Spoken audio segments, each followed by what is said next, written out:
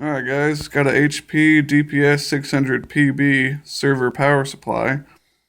575 watts, 12 volts at 47 amps. Basically what I'm going to be using this for is just to power a car amplifier.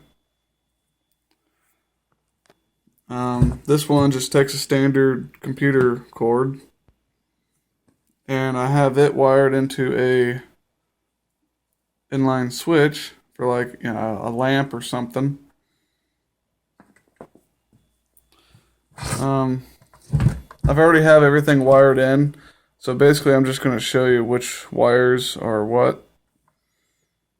Barely see those wires in there, or those pins, but I have a pinout diagram I'm going to show you here in a second.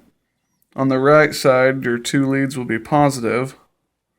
On the left side, your two leads will be negative. And these wires here just jump in these pins inside. I've actually got 4 of them jumped. 3 of them is to turn it on, and the other one is to slow the fan speed, because this thing is actually decently loud. And if you jump that pin to lower the fan speed, even though it's lowered, if the unit gets hot, it will still jump up the fan speed no matter what, to prevent it, from burning up. I got 12 gauge wire that fit pretty much perfectly in between those leads and these spades connectors here. So they fit pretty good. I soldered them in. I got it zip tied all the way. I got 2 different leads coming up here, which are gonna, they go together. So this is your pin out.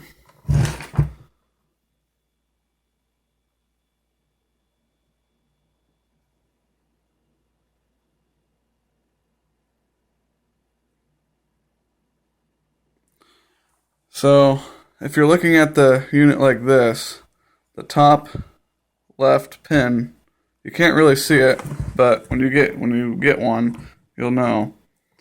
But the top row of pins is 1, 2, and 3, 4, 5, and 6, 7, 8, and 9, and 10, 11, and 12 at the bottom. If you're looking at it like that. So pretty much you're going to be wanting to jump 6, 8, and 10.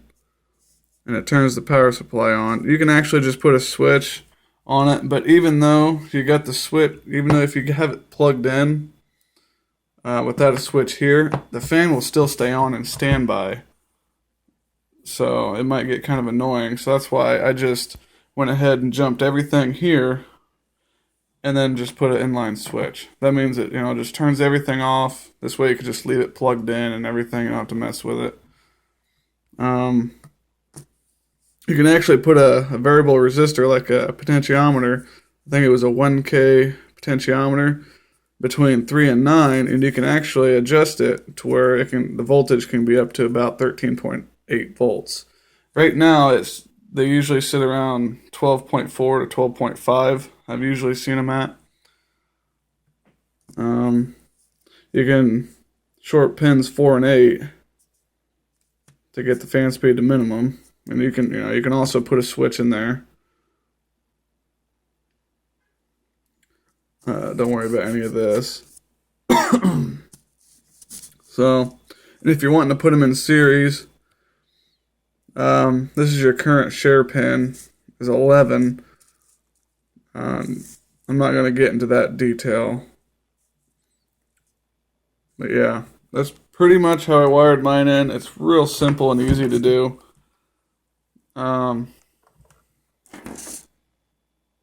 I probably could have done this a little better, than wires, but it'll work. It'll be fine. And what I've used for those little connectors down in there is to push onto those pins.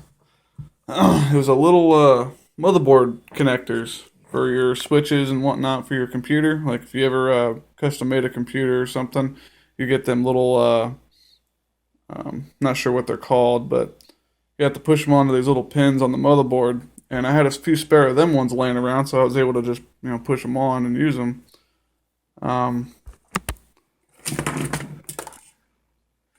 Yeah. But if you don't have anything like that, then you can just pretty much just solder directly to the pins. You just got to be careful because it's kind of close in there. It's not too terribly bad. It's doable, but you have to be careful. Because I did mine. I soldered the pin 4 for the fan control. And you can't really see it right now, but it was almost touching the, I think it was one of the top row of pins. Yeah, pin 1, I think it was. And it was shorting across that one. And the power supply wouldn't even turn on. I didn't know it, so I just moved it out of the way and zip tied it to these other ones here.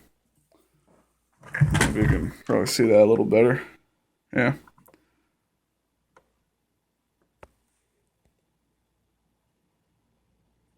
Something like that. Yeah, and it works great, flawlessly. So, there you go.